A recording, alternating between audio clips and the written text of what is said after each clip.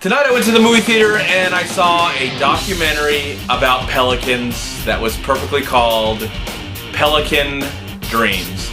And it's been a film that I've been interested to see for a few months now. I found it out at one of the art house theaters in Orange County that I see the trailer a lot for, and I was really interested in seeing it, mainly the way the movie looked, the cinematography. Now, this comes from a director that has dabbled before in the past with wildlife, mainly wild parrots. I never saw that film. I think it might be called The Wild Parrots of Telegraph Hill. I've actually never seen that film. I've heard about it, but I was really curious to see this movie because of the cinematography, the way it looked. It just looked majestic and beautiful, and I was very curious about pelicans. We see them around here a lot, especially near the sea, of course, but I really don't know a lot about them. And I was hoping this film would be informative, educational, entertaining, of course, and enlightening. And it is. It's a good movie. It was really nice, and I really enjoyed it for what it was. It was simple. It was 80 minutes. It got right to the point, in and out, and it was done.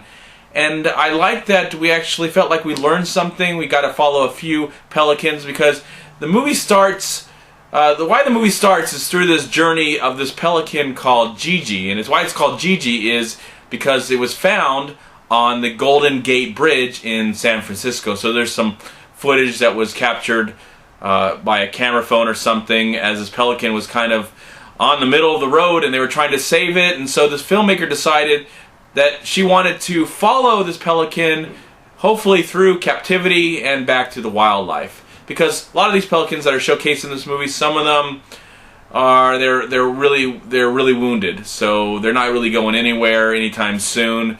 But there's people out there, there's human beings out there that can care for them and help them, hopefully to get back into wildlife or maybe just stay in captivity safely for the rest of their life.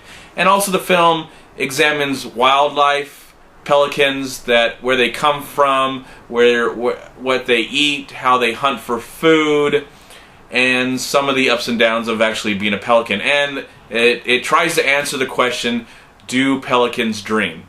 There's a lot of really beautiful photography, as I said before. I think it's my favorite aspect of the movie. I like the movie that it was short, it wasn't too long, it didn't really feel preachy, even though I think there was a message and an agenda that this movie definitely was trying to get across, and I think it did a good job without being in your face or trying to tell you what to do.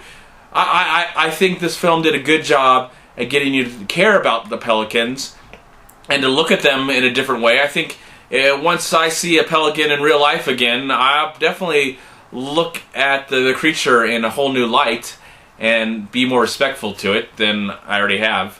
It's a majestic, interesting creature. It just looks weird, the way it presents itself and the way it just lives its life. So I thought this was a nice film. It was a good film that, made me think about something that I don't really think about and make me aware of a creature on this planet that I'm not really aware of, and the ups and downs of the history of the pelican, and at one time it was almost endangered because of certain situations. And it examines all these different things, again, in an enlightening, entertaining, insightful, educational way that is for everyone. The movie is rated G, and there's nothing objectable.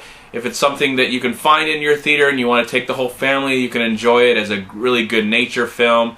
I hope that one day it is on Netflix and people will get a chance to see it. Again, it's not very long, and it's interesting. For what it is, it does a good job to get you to follow these characters. And I like the whole journey of Gigi as we get to see this pelican be saved and be put in a situation where it can be taken care of, and hopefully it can be put back into the wildlife and have a pelican life, have pelican dreams.